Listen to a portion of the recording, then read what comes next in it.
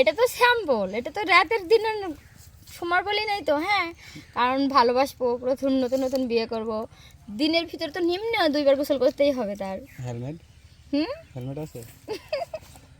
এই আপনি কি করেন এগুলো? আমি হ্যাঁ, আপনার যার কথা বলতেছি, বাইকের হেলমেটের কথা বলতেছি। হেলমেট ছাড়া গাড়ি চালান নাকি হেলমেট দিয়ে? হেলমেট দিয়ে গাড়ি চালাই নাকি হেলমেট লাগিয়ে গাড়ি চালাই? আমি কি বিয়ে করেছি যে আমি জানবো?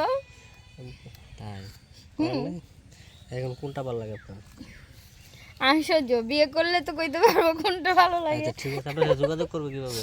আচ্ছা, আমার সাথে যোগাযোগ করার জন্য নিচে একটা শেয়ার অপশন আছে, ওখানে গেলে একটা হোয়াটসঅ্যাপ নাম্বার আছে, হোয়াটসঅ্যাপ নাম্বারে ফোন দিলে আমার সাথে যোগাযোগ করতে এটা পারবে। সত্যি?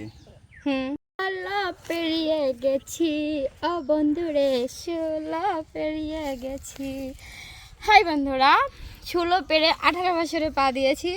তো 18 বছরে পা দিয়ে বুঝতে পারলাম যে আসলে একটা মেয়ে 18 বছরের আগে তার কেমন মনে হয় আর 18 বছরের পরে তার কেমন লাগে। যাই হোক, 18 বছরে পা দেওয়ার পরে বুঝতে পেরেছি যে আসলে একা থাকাটা খুব কষ্টকর হয়ে যায়। তো এমন যদি কেউ থাকে ভালো রোমান্টিক মনের মানুষ, তাহলে সে অবশ্যই আমার সাথে যোগাযোগ করেন। শেয়ার অপশনে গেলে হোয়াটসঅ্যাপ নাম্বার আছে, হোয়াটসঅ্যাপ নাম্বারে আমাকে ফোন দিলে আমার সাথে কথা বলতে পারবেন।